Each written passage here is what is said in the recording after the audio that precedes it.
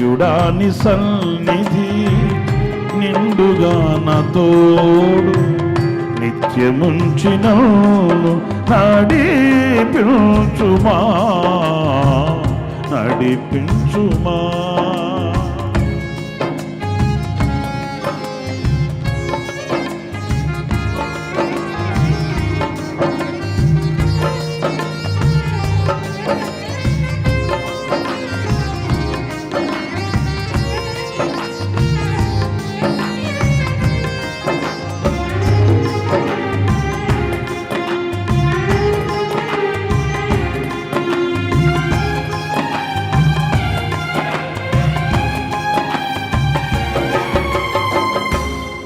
కుడి హస్తం హత్తుకొని ఉన్నది, నీ ఎడమ చేయి నా తల క్రిందనున్నది.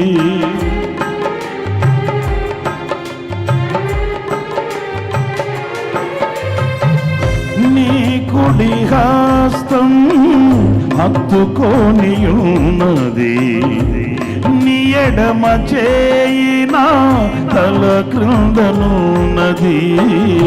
నీ కౌగిలిలోనే నిత్యం నిల్పుమా, నీ కౌగిలిలోనే నిత్యం నిల్పుమా. నిత్యుడాని సన్నిధి నిండుగా నా తోడు నిత్యముంచిన నడిపించుమా నడిపించుమా.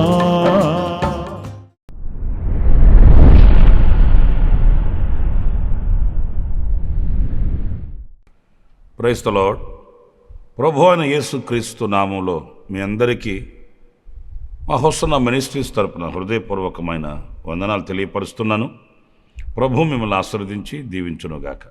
ప్రతిదినం నా దేవుని విశేషమైన కృప, ఆశ్చర్యకరమైన శాశ్వతమైన కృప, అనుదిన కృప మిమ్మల్ని ఆశీర్వాదకరంగాను దీవెనకరంగాను క్షేమకరమైన స్థితిలో నడిపిస్తుందని నేను విశ్వసిస్తున్నాను. ప్రభుకి కృతజ్ఞతాస్తుతి చెల్లిస్తూ ఉన్నాను. పురిలరా, మా కొరకు, పరిచర్య కొరకు, అలాగే దైవ సేవకుల యొక్క భద్రత కొరకు మీరందరూ కూడా మీ ప్రార్థనలో జ్ఞాపకం చేసుకోవాలని నేను ఆశిస్తున్నాను. మంచిది. ఈ పూట పరిశుద్ధ గ్రంథంలో నుంచి ఒక చక్కటి మాట మనం చదువుకుందాము. కీర్తనల గ్రంథం 9వ కీర్తన 14వ చరణంలోని మాటలు నేను చదువుతున్నాను. మరణ ద్వారమున ప్రవేశించకుండా నన్ను ఉద్ధరించువాడా, నన్ను ద్వేషించువారు నాకు కలుగు చేయు బాధను చూడుము. ప్రియులారా, ఈ వాక్యంలో మరణ ద్వారమును ప్రవేశించకుండా నన్ను ఉద్ధరించువాడా అనే మాట ఈ పూట కాస్త మనం ఆలోచిస్తే, ఈ లోకంలో మనల్ని ఉద్ధరించువారు ఎవరున్నారండి? మన స్వల్పమైన బుద్ధితో, సంకుచితమైన మనసుతో మనం వాళ్ళని వీళ్ళని చూసి వీళ్ళు ఉద్ధరిస్తారు, వాళ్ళు ఉద్ధరిస్తారు అని మనం అనుకోవడం తప్ప, ఎవరు కూడా ఒక శాశ్వతమైనటువంటి ఆదరణ, ఆప్యాయతను చూపించే వ్యక్తులు లోకంలో కరువే అని చెప్పుకోవాలి. మనం అనుకుంటాం మన పిల్లలను చూసి ఆడు ఉద్ధరిస్తాడు, ఈడు ఉద్ధరిస్తాడు అలాగని. కానీ దానికంటే కూడా శ్రేష్టమైనటువంటి ఆదరణ, ఆశ్రయం, ఓదార్పు ఇవన్నీ ప్రభువులో మనకు కనిపిస్తాయండి. ఆయన మనల్ని ఉద్ధరించువాడు. తల్లి మరచిన, తండ్రి విడిచిన విడుస్తాడు, మర్చిపోతారు అని కాదు నేను చెప్పేది. ఒకవేళ విడిచిన ఆయన మనల్ని విడిచిపెట్టే దేవుడు కాదు. ఆయన ఎన్నడూ కూడా మనల్ని దాటుకొని వెళ్ళేవాడు కాడు. ఎవరో విడిచిపెట్టారని, ఎవరో దూరం అయిపోయారని వాళ్ళని ఆయన ఆధారం చేసుకొని ఆయన చేయి విడిచేవాడు కానే కాదు. వాక్యంలో మనం చదువుతామండి, కృంగిన వారిని ఆయన లేవరెత్తువాడని, ముదిమి వచ్చు వరకు నిన్ను ఎత్తుకున్నవాడని. ఇలాంటి శ్రేష్టమైన మాటలు ఎన్నో మనకు పరిశుద్ధ గ్రంథంలో కనిపిస్తాయి. అందుచేత ఆయన మనల్ని ఉద్ధరించువాడు. అన్నప్పుడు ఒక ప్రశ్న కూడా మనకు కలగాలి. ఎవరిని ఉద్ధరిస్తాడు? దేనిని బట్టి ఆయన మనల్ని ఉద్ధరిస్తాడు? ఎందుకంటే ఆపద వచ్చినప్పుడు దేవుని దగ్గరకు వచ్చేవాళ్ళు కోకొల్లలుగా ఉన్నారండి ప్రపంచంలో. ఆపద ముక్కులు మొక్కుకుంటూ ఏదో ప్రతిఫల అపేక్ష కలిగి ఈ సమయంలో ఆయన దగ్గరికి వెళితే ఆయన సహాయం చేస్తాడు అనే ధోరణితోనే ఆయన చెంతకు వచ్చేవాళ్ళు ఎందరో ఉన్నారు. ఆ తర్వాత మళ్ళీ వాళ్ళ పూర్వపు పరిస్థితుల్లోకి వెళ్ళిపోయేవాళ్ళు వీళ్ళంతను. అయితే దేవుని వాక్యానుసారంగా మనం చదివినప్పుడు ఎవరిని ఆయన ఉద్ధరిస్తాడు, దేనిని బట్టి అన్నప్పుడు పరిశుద్ధ గ్రంథంలో కొన్ని మాటలు మనకు కనిపిస్తాయి. 41వ కీర్తన 12వ చరణంలో మనం చదివినప్పుడు, నా యథార్థతను బట్టి నీవు నన్ను ఉద్ధరించుచున్నావు. ప్రియులారా చూడండి, యథార్థతను బట్టి ఆయన మనల్ని ఉద్ధరిస్తాడంట. అంటే మనకు ఆ యథార్థత ఎంతైనా ఉండాలండి. ఇది మనకు కష్టతరమైనది ఏమీ కాదు. ఒకవేళ కష్టతరమైనది అయితే ఏమండి, అంత కష్టతరమైన దానిని మనం కలిగి ఉండాలంటే ఎలా కుదురుతుంది? ఆ కష్టతరమైనది మనం కలిగి ఉంటే ఆయన మనల్ని ఆదరించడం ఏంటండి అని మనం నెపం ఎంచవచ్చండి, నెపాల మోపవచ్చండి. కానీ ఒక వ్యక్తికి యథార్థంగా జీవించడం అనేది కష్టతరమేమీ కాదు. అది అలవాటు చేసుకోక, ఆచరణలోనికి తీసుకొని రాక మనం దానిని యథార్థతని దూరాన పెట్టి ఉన్నాం. కానీ వాస్తవంగా మనం అలా అలవాటు చేసుకుంటే, యథార్థంగా బ్రతకడానికి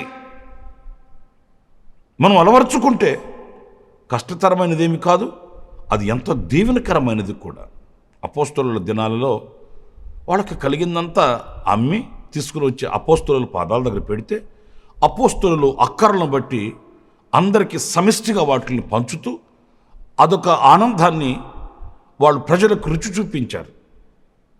ఒకరు గనులుగాను, ఒకరు అల్పులుగాను, ఒకరు ఐశ్వర్యవంతులుగాను, మరొకరు పేదవాళ్ళుగాను. అలా ఉండేదానికంటే మనమంతా సమానంగా సంతోషంగా బ్రతుకుదాము అని వాళ్ళు బోధించినప్పుడు ఆ బోధకి అందరూ శిరస్సు వంచారండి.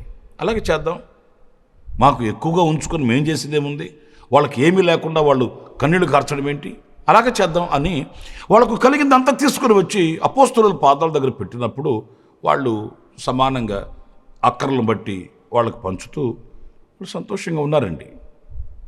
మనకంతా బాగా తెలిసిన సంగతి.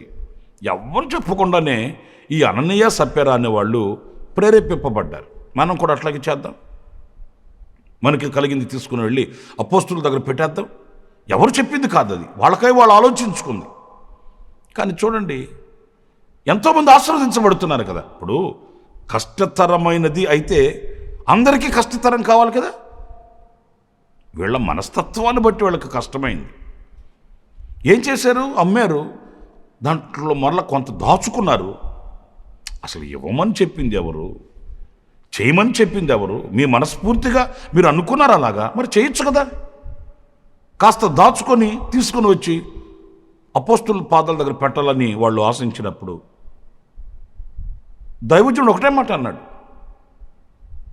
మీరు పరిశుద్ధాత్మ నుండి దుఃఖపరచడానికి ఎందుకు ప్రేరేపింపబడ్డారు? మీరు దేవుని కన్ను కప్పి మీరేం చేస్తారు? ఈ కొంచెంలో మీరు ఎందుకు యథార్థంగా ఉండలేకపోయారు అన్నట్లు ఆయన వాళ్ళతో మాట్లాడుతూ ఆయనతో అన్నాడు, ఇంతకే మీరు అమ్మారా అన్నాడు. అననీయ అన్నాడు, ఇంతకేనండి, అంతే. అతను అక్కడెప్పుడు చనిపోయాడని వాక్యం చెప్తుందండి. ఎందుచేతనంటే మనం ఇచ్చే కానుక కాదు దేవునికి కావాల్సింది, ఆ కానుకనిచ్చే సమర్పణ కలిగిన హృదయం ఉంది కదా, అది కావాలి దేవునికి. హృదయంలో యథార్థత లేకుండా ఎంత కానుకిస్తే ఏం ప్రయోజనం అండి? యథార్థమైనటువంటి మాట లేకుండా ఎంత అర్పణలు తీసుకుని వెళ్ళి దేవునికి అర్పిస్తే అది ప్రయోజనకరం అవుతుందా? చావాల్సిన వాడు చచ్చాడు కదా. ఇక్కడ ఒకటే మాట మనం నేర్చుకోవాలి, యథార్థత లేకుండా మనం ఏమి చేసినా నిష్ప్రయోజనము. యథార్థమైన హృదయం లేకుండా ఎంత అర్పణలు తీసుకుని వెళ్ళి నిలువుతోపిడి అన్నట్లుగా ఆయన పాదాల దగ్గర పెట్టినా రావలసిన శాపం వస్తుందే కానీ తప్పింపబడము. మరి ఆమె వచ్చింది, సప్యరా వచ్చింది. ఆమె వచ్చినప్పుడు కూడా అదే మాట అనింది, ఇంతకే అమ్మేమండి ఆమె కూడా చచ్చిపోయింది. అర్పణలు ఇచ్చిన వాళ్ళు చనిపోతారండి? కానుకలు ఇచ్చిన వాళ్ళు చనిపోతారండి? చనిపోయారండి. ఎందుకు చనిపోయారు అంటే అర్పణ కాదు, నీ హృదయం కావాలి, యథార్థత కావాలి. నా ప్రియమైన సహోదరులారా, పరిశుద్ధుడైన పౌలు అంటాడు, మంచి పోరాటము పోరాడి తిని నా విశ్వాసాన్ని కాపాడుకున్నాను, నా కొరకు జీవ కిరీటం, ఒక నీతి కిరీటం దాచబడి ఉంది అన్నాడు కదా. విశ్వాసాన్ని కాపాడుకున్నాను అనే మాటని కొంచెం మీరు ఆత్మీయంగా ఆలోచిస్తే, కాపాడుకోవడం అంటే విశ్వాసాన్ని యథార్థత కలిగి ఉన్నాడండి. విశ్వాసానికి అనేక విధములైన పోరాటాలు కలుగుతాయి, కష్టమైన క్లిష్టమైన పరిస్థితులు వస్తాయి. అలాంటప్పుడు యథార్థవంతుడైన వాడు ఆ పరిస్థితుల్లో విశ్వాసాన్ని కాపాడుకుంటాడు. యథార్థత లేకుండా విశ్వాసాన్ని కాపాడుకోలేమండి.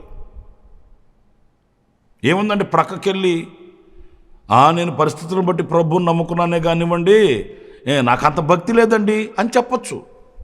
మరలా ఇక్కడికి వచ్చి భక్తి కలిగిన వాడిగా, విశ్వాసవీరుడుగా కొనసాగించబడవచ్చు. యథార్థత కోల్పోతే విశ్వాసంలో లేడనే మనం గుర్తించాలండి. విశ్వాసానికి యథార్థతకి పొందిక ఉందండి. ఈ విశ్వాసము యథార్థత ఈ రెండు కూడా సమపాలలో ఉంటాయండి. యథార్థత లేనివాడు విశ్వాసంలో ఉండలేడు. బయట ఒక మాట, లోపల ఒక మాట. చర్చికి వస్తే చర్చిలో ఒక మాట, సమాజంలోకి వెళితే సమాజంలో ఒక మాట.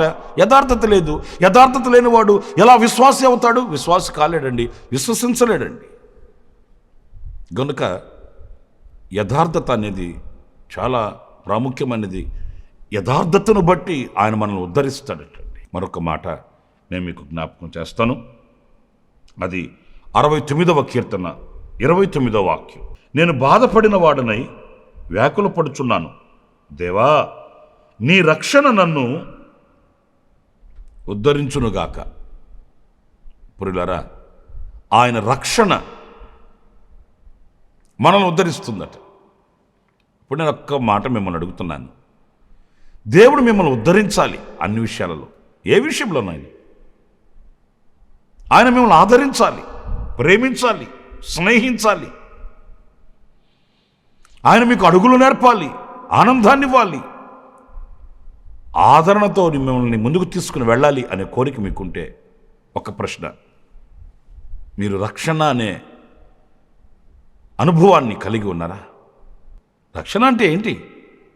నీ పాపముల నిమిత్తమై పశ్చాత్తాపపడి యేసుక్రీస్తుని సొంత రక్షకునిగా అంగీకరించి, నాయనా నీ వెలుగులో నన్ను నడిపించు, నేను చీకటిలో ఉన్నాను గనుక నాకు ఏది క్షేమమో ఏది క్షేమము కాదో నాకు తెలియట్లేదు, ఏది పాపమో ఏది పుణ్యమో నాకు తెలియట్లేదు, అంచేత నీవు నన్ను చేపట్టి నీ వెలుగులో నన్ను నడిపించమని మన జీవితాన్ని ఆయనకు అప్పగించుకోవడం, నాశన కోపంలోనికి మనం దిగజారిపోకుండా మనం రక్షించబడటమే రక్షణ.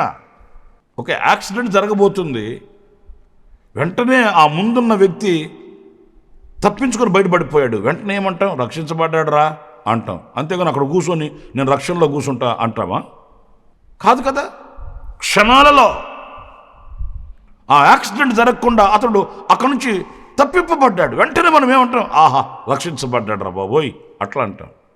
అంతే, లోకము యొక్క శాపాన్ని మనం పొందుకోకుండా, మన ఆత్మ దిగజారిపోకుండా మనల్ని మనం రక్షించుకోవడం, యేసుక్రీస్తుని అంగీకరించి మనం తప్పించబడడం, ఆయన మనకు వెలుగునిస్తాడు, ఆ వెలుగులో జీవితాన్ని నడుపుకోవడం రక్షణ.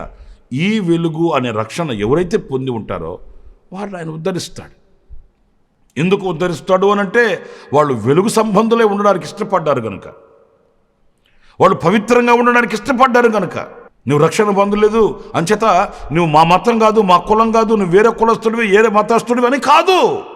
కులానికి మతానికి దేవునికి సంబంధం లేదు అసలు. కులాలలో ఏముందండి, మతాలలో ఏముందండి? మన మనస్సు మారి మార్పు చెందిన వారమై మధురమైన జీవితాన్ని పొందుకోవడానికి మనలో ఒక మార్పు సంతరించుకోవాలి. కానీ ఇవన్నీ వట్టి కార్యక్రమాలండి. గనుక ఆయన రక్షణ పొందిన వారిని ఎందుకు ఉద్ధరిస్తాడు అని అంటే, వారు పవిత్రంగా ఉండడానికి, పరిశుద్ధంగా ఉండడానికి, నీతిగా జీవించడానికి, దైవత్వాన్ని అనుసరించడానికి, దేవునితో సహవాసం కలిగి ఉండడానికి ఇష్టపడ్డారు కనుక తప్పనిసరిగా ఆయన వారిని ఉద్ధరిస్తాడు. ఈరోజు నాకు ప్రశ్న, ఇంకా నీవు రక్షించబడకపోతే ఇదే నీకు అనుకూలమైన సమయం, ఇది నీకు రక్షణ దినం. ఈ సమయం నీకు దేవుడు అనుగ్రహించాడు. ఆయన వైపు తిరిగి, ప్రభు నన్ను నీకు అప్పగించుకుంటున్నాను, నన్ను నడిపించమని నువ్వు ఆయనకి చేయందిస్తే ఆయన నిన్ను నడిపిస్తాడు. రక్షణ భాగ్యాన్ని ఆయన నీకు ప్రసాదిస్తాడు. ఆయన నిన్ను ఉద్ధరిస్తాడు. గనుక నా ప్రియమైన సహోదరులారా, ఈ రోజున ఒక్కసారి మనల్ని మనం అర్పించుకొని తగ్గించుకొని ఆయన పాదాల దగ్గరికి వెళితే, మన పితరులకి మేలు చేశాడు, ఆనాడు మన పితరులకి గొప్ప కార్యాలు చేశాడు అని మాత్రమే కాదు, ఈనాటికి మన బ్రతుకుల్లో ఒక గొప్ప కార్యాలు చేస్తాడు. ఆయన ఉన్నతమైన కార్యాలు చేస్తాడు. మనల్ని సాక్షిగా ఆయన నిలబెడతాడు. లోకంలో ఏ ఆదరణ మనకు లేకపోయినా ఆదరణకర్తగా ఆయన నిలిచి మనల్ని నడిపిస్తాడు. ప్రార్థన చేసుకుందామా? కృపాసత్య సంపూర్ణుడా, జీవాధిపతి అని ప్రభువా మీకు వందనాలు చెల్లిస్తూ, మీరు ఉద్ధరించు దేవుడు అని, కృంగిన వారిని లేవనెత్తు దేవుడు అని, ప్రభువా మా యథార్థతను బట్టి మీరు మమ్మల్ని ఉద్ధరించు దేవుడు అని, మీరు మాకు అనుగ్రహించిన రక్షణను మేము పొందుకుంటే మీరు మమ్మల్ని ఉద్ధరించువాడు అని మీ లేఖనాలలో మేము తెలుసుకుంటూ వచ్చాం. అలాంటి అనుభవాల్ని మేము కలిగి ఉండడానికి మీ సహాయాన్ని మేము వేడుకుంటున్నాము. మీ కృపను మాకు అనుగ్రహించమని వేడుకొనుచున్నాము. ప్రభు, మీరు తప్ప మాకెవరూ లేరు నాయన, మీరు తప్ప వేరొక ఆశ్రయం మాకు లేదు. మమ్మల్ని ఉద్ధరించి, ఆదరించి, కనికరించి, కాపాడి, ఎత్తుకొని, హత్తుకొని ముద్దాడగలిగిన తండ్రివి నీవు. అందుకే మీ పాద సన్నిధిలో మరొకసారి శిరస్సు ఉంచి మీకు నమస్కరించుకుంటూ, మమ్మల్ని మీకు అప్పగించుకుంటూ, మీరే మాకు ఆదరించు దేవునిగా ప్రత్యక్షమై నడిపించమని, ఎవరైతే ఆదరణ లేక శోధనలతో కొట్టుబిట్టులాడుతూ, శ్రమల చేత పరిశుద్ధపరచబడుతూ, పరిశీలించబడుతూ, పరీక్షించబడుతూ ఎవరైతే వేదనల్లో ఉన్నారో వారికి ఆదరణ కలుగు చేయండి, ధైర్యాన్ని కలుగు చేయండి, విశ్వాసమును అనుగ్రహించండి, బలమును అనుగ్రహించండి. నీ కొరకే సాక్షిగా నిలుచుటకు సహాయం చేయమని మీ పాద పద్మానికి అప్పగిస్తూ యేసు నామములో ప్రార్థించి వేడుకొనుచున్నాను తండ్రి. ఆమేన్. ఆమేన్. ప్రభు మిమ్మల్ని ఆశీర్వదించి దీవించునుగాక. విశేషమైన కృప ఈ దినమంతా నా దేవుడు మీకు సమృద్ధిగా అనుగ్రహించునుగాక. ఆమేన్. ప్రతిదినము ఈ అనుదిన కృపాను సందేశముల కొరకు, ఇంకా మరిన్ని ఆత్మ సంబంధమైన సందేశాల కొరకు ఈ మా యూట్యూబ్ ఛానల్ ను సబ్స్క్రైబ్ చేసుకోండి. Pastor Ramesh hosanna ministries.